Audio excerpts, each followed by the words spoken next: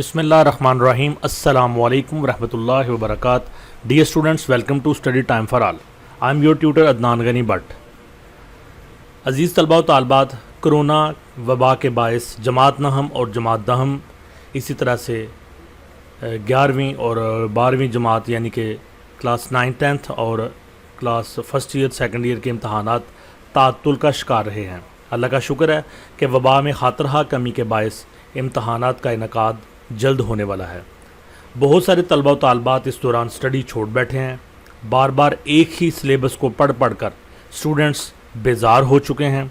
लेकिन अब जबकि इम्तहानात करीब हैं तो आप सबको हिम्मत बांधने की ज़रूरत है। अब आपके सिर्फ़ इख्तियारी मज़ामीन के 4 इम्तहानात हो रहे हैं। सिलेबस भी स्मार्ट है, तो जनाब हिम्मत कीजिए, अल्लाह सबका हामी व नासर होगा। आपकी मज़ीद आसानी के लिए आपका channel study time for all आपके लिए साइंस और आर्ट्स मज़ामीन के चारों इख्तियारी जो सब्जेक्ट्स हैं, इलेक्टिव सब्जेक्ट्स हैं, इनके लिए गेस सीरीज़ लेकर आ रहा है। आज हम बायोलॉजी से स्टार्ट लेंगे। बायोलॉजी का पेपर 75 नंबर का होगा और इसमें जो आपका प्रैक्टिकल 9 और 10 में 30 नंबर का होना था, उसके मार्क्स भी शामिल किए जाएंगे। यानी इसमें जो MCQs हैं, शॉर्ट आंसर्स हैं और जो लॉन्ग क्वेश्चंस हैं वो जिस तरतीब से पहले थे उसी तरह होंगे। फ़र्क सिर्फ ये होगा कि 30 मार्क्स जो आपके प्रैक्टिकल के हैं वो भी इन्हीं में एडजस्ट किए जाएंगे। तो आइए आज की अपनी पहली वीडियो की तरफ आगे बढ़ते हैं। लेकिन इससे पहले आपसे गुजारिश है कि हमारे channel study time for all को सब्सक्राइब करें और साथ बेल आइकन के बटन को भी दबा दें ताकि नई आने वाली वीडियोस के नोटिफिकेशन आपको बर वक्त मिल सकें। एक बात और आपको बता दें कि ये जो गेस सीरीज़ तैयार की गई है, ये जो साबका पेपर्स हैं, पिछले 5 साल के जो पेपर्स हैं, उनमें आपके स्मार्ट सिलेबस में से जो बार बार MCQs, शॉर्ट आंसर्स और डिटेल क्वेश्चन आए हुए हैं, उनको मद्देनज़र रख के इसको तैयार किया गया है। हम उम्मीद करते हैं कि इस गेस को तैयार करके आम स्टूडेंट भी जिसने पहले स्टडी छोड़ दी है या उसने स्टडी में कमज़ोर है, वो भी इसको तैयार करेगा तो 100% रिज़ल्ट्स उसको मिलेंगे। और जो इंटेलिजेंट स्टूडेंट्स हैं वो अपने पूरे सिलेबस को तैयार करें और साथ इस गेस सीरीज़ को भी वो तैयार करें, तो इंशाअल्लाह ताला उनके लिए ये फ़ायदेमंद साबित होगा। तो पहली वीडियो की तरफ आगे बढ़ते हैं। Biology class 10 smart syllabus, most important MCQs, chapter 10 gaseous exchange. तो चैप्टर नंबर 10 गैसेस का तबादला, ये हमारा चैप्टर है। तो मैं ऐसा करूँगा कि जो इम्पॉर्टेंट MCQs हैं उनको इस तरह से आपके सामने इनको पढ़ूंगा कि आपको उनके एक एक लफ्ज़ की और उसमें जो टर्म्स इस्तेमाल होंगी उनकी आपको समझ आ जाए। तो जनाब सबसे नंबर 1 पे जो हमारे पास MCQ है वो है number of carcinogens present in tobacco smoke is A 4000, B 55, C 50, D 40। तो ये कार्सिनोजेंस क्या होते हैं? कैंसर पैदा करने वाले जो केमिकल्स होते हैं या एलिमेंट्स होते हैं उनको कहते हैं कार्सिनोजेंस। तो हमें ये बताया जा रहा है कि जो टोबैको स्मोक होता है, जो सिगरेट नोशी की जाती है और उससे धुआं पैदा होता है, तो उसमें कार्सिनोजेंस की जो तादाद होती है, यानी कैंसर पैदा करने वाले जो एलिमेंट्स या केमिकल्स होते हैं उनकी तादाद होती है, वो कितनी होती है? 4000, 4000, 55, 50 या फिर 40। तो ये होती है 4000। तो ये भी ज़हन में रखें कि जो सिगरेट पीते हैं वो ख़ुद तो इसका शिकार होते हैं, लेकिन साथ साथ जो पास इर्द गिर्द फैमिली के लोग, दोस्त बैठे होते हैं, वो भी इसका शिकार होते हैं। तो ये एक अलार्मिंग नंबर है 4000, जो कि हमारे फेफड़ों के लिए और हमारे मुंह के लिए और हमारी सांस की नाली के लिए बेहद ख़तरनाक है। अगला हमारे पास जो पॉइंट है वो है number 2, the bronchi present in air passageway are. Bronchi की तादाद जो हमारे एयर पैसेजवे यानी हवा की नाली के साथ जुड़े होते हैं उनकी तादाद होती है number A 1, number B 2, number C many, number D none of these.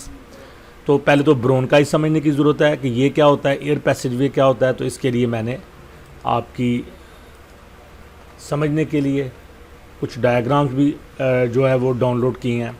तो ब्रोनकाई क्या होता है? जब हम सांस लेते हैं तो जो ऑक्सीजन है वो हमारे हवा वाली नाली, ये जो है ना ये एयर पैसेजवे है, इससे लंग्स में आती है। ये राइट लंग है और ये लेफ़्ट लंग है।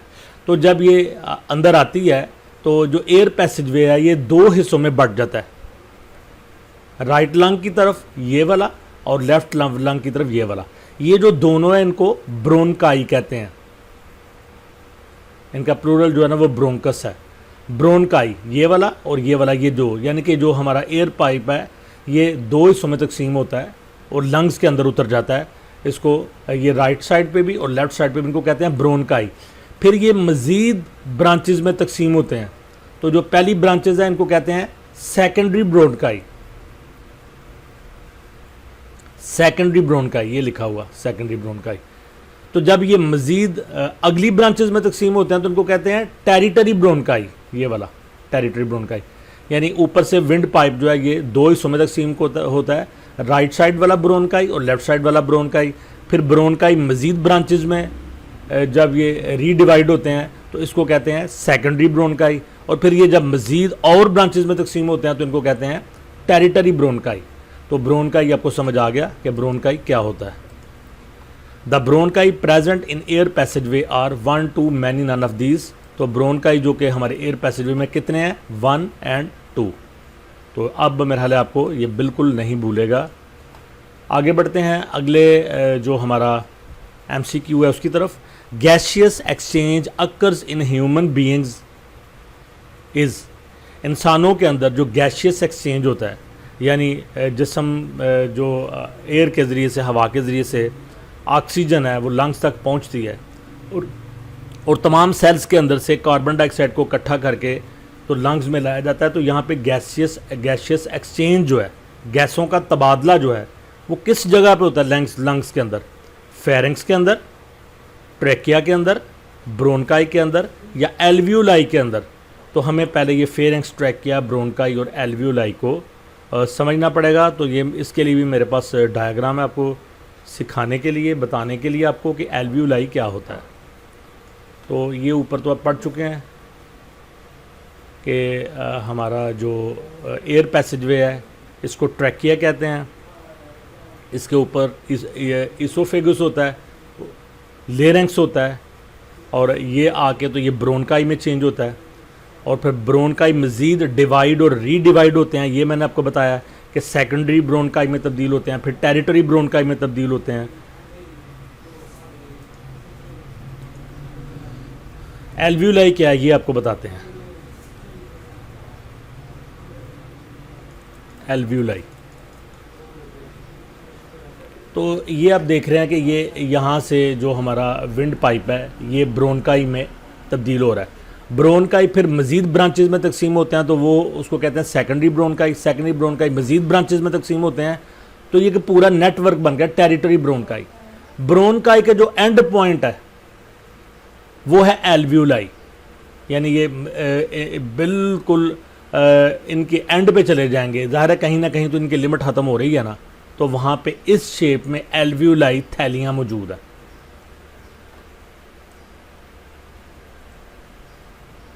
फाइनली इसको जब माइक्रोस्कोप के ज़रिए से, इलेक्ट्रॉन माइक्रोस्कोप से देखेंगे तो ये चीज़ है।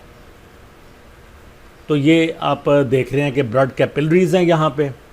तो ब्लड कैपिलरीज़ में ये जो रेड वाली हैं और कुछ ब्लू वाली हैं, तो इनमें जो ऑक्सीजनेटेड ब्लड और डीऑक्सीजनेटेड ब्लड है वो एक्सचेंज हो रहा है। और यूँ समझ लें कि जो रेड वाली हैं इनमें ऑक्सीजन है और जो ब्लू वाली हैं इनमें कार्बन डाइऑक्साइड है। तो कार्बन डाइऑक्साइड को लंग्स के ज़रिए से और मुंह के ज़रिए से बाहर निकाल दिया जाता है और जो ऑक्सीजन है वो लंग्स में आके फिर ये हार्ट में जाती है और पूरे के पूरे सेल्स को दोबारा से पंप कर दी जाती है।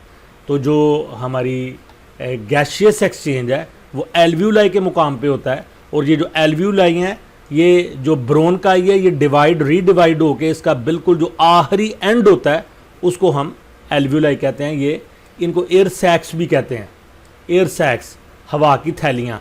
और यहीं पे कार्बन डाइऑक्साइड और ऑक्सीजन का आपस में एक्सचेंज होता है, तबादला होता है। आगे बढ़ते हैं।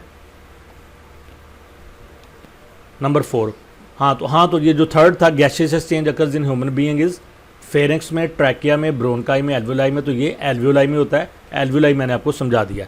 Number 4, percentage of carbon dioxide is in expired air during breathing is. जब हम एयर एक्सपायर करते हैं, यानी जो सांस हमारे जिस्म के अंदर से बाहर आता है, उसमें कार्बन डाइऑक्साइड की मिकदार कितनी होती है। जो सांस हम अंदर लेके जाते हैं उसमें एयर हमारे जिस्म के अंदर जाती है, हवा जो फ़ज़ा के अंदर हमारे एनवायरनमेंट में मौजूद होती है, तो एयर हमारे जिस्म के अंदर जाती है और वो उसमें से ऑक्सीजन लंग्स के अंदर चली जाती है। तो पूरे जिस्म से कार्बन डाइऑक्साइड इकट्ठी होकर सेल्स में से जब लंग्स में आती है तो पहले हार्ट में जाती है, हार्ट उसको लंग्स में भेजता है। तो जो लंग्स हैं वहाँ से जब हम सांस लेते हैं तो सांस की नाली से और नाक के ज़रिए से बाहर आ जाती है। तो यही बात कही जा रही है कि जब हम एयर को एक्सपायर करते हैं, जिस्म से खारिज करते हैं, तो उसमें कार्बन डाइऑक्साइड जो जिस्म से इकट्ठी होकर आ रही होती है उसकी मिकदार कितनी होती है, 16%। यानी टोटल जो हवा बाहर निकलती है उसमें से ऑक्सीजन कितनी होती है, 16%, 4%, 21%, 0.04%।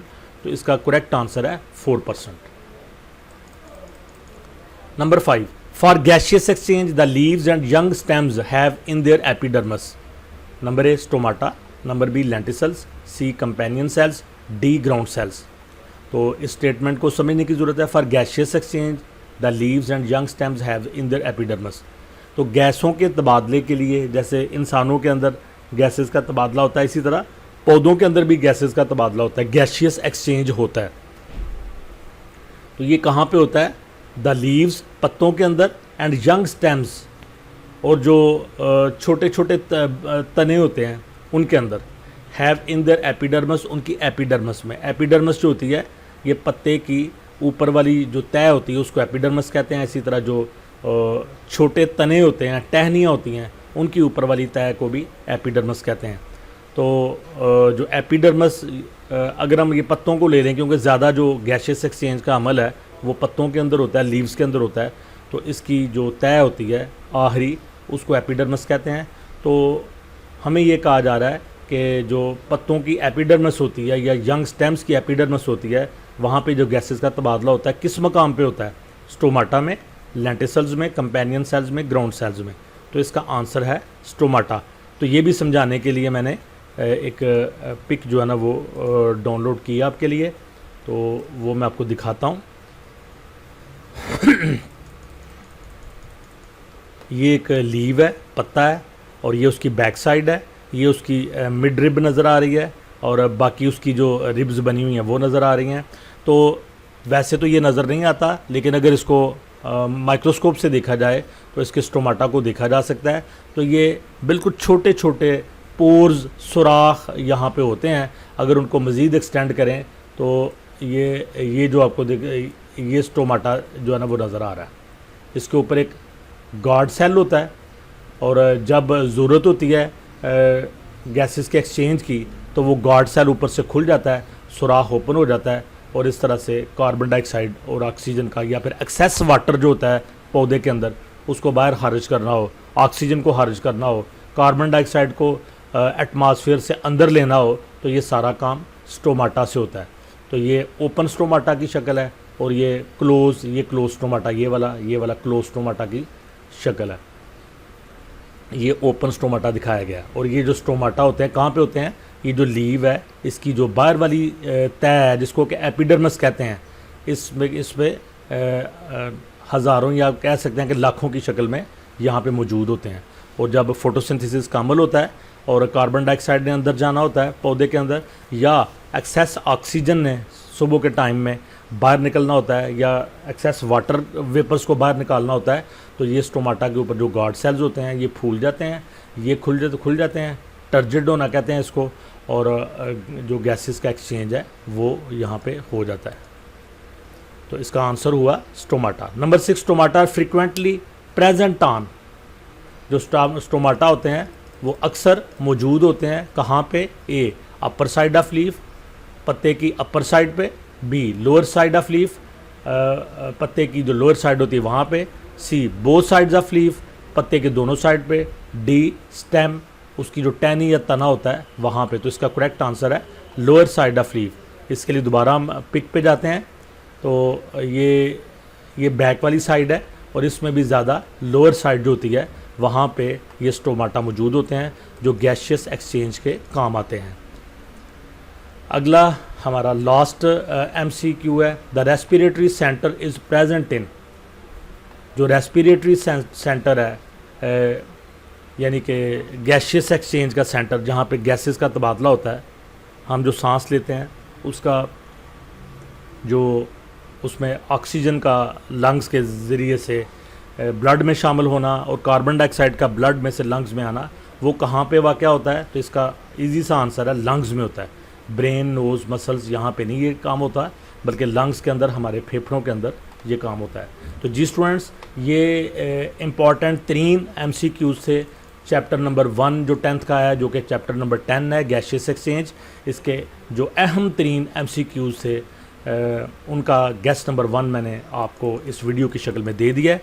आप इनको अच्छी तरह तैयार करें, कोशिश करें इससे ज़्यादा भी तैयार करें, लेकिन कम से कम आप इनको तैयार कर लेंगे तो मैं अल्लाह ताला से उम्मीद करता हूं कि आप 100% पेपर को अटैम्प्ट करेंगे। तो वीडियो को लाइक करें, कमेंट्स दें, दोस्तों के साथ शेयर करें, study time for all channel को सब्सक्राइब करें और बेल आइकन के बटन को भी दबाएं ताकि नई आने वाली वीडियोज़ आपको मिल सकें। केमिस्ट्री, बायो, फिज़िक्स, मैथ्स और इसी तरह से जो आर्ट्स के सब्जेक्ट्स हैं उनमें जनरल रियाजी और एजुकेशन और जनरल साइंस और इस तरह से दूसरे इलेक्टिव सब्जेक्ट्स की वीडियोस आपको डेली बेसिस पे मिलती जाएंगी।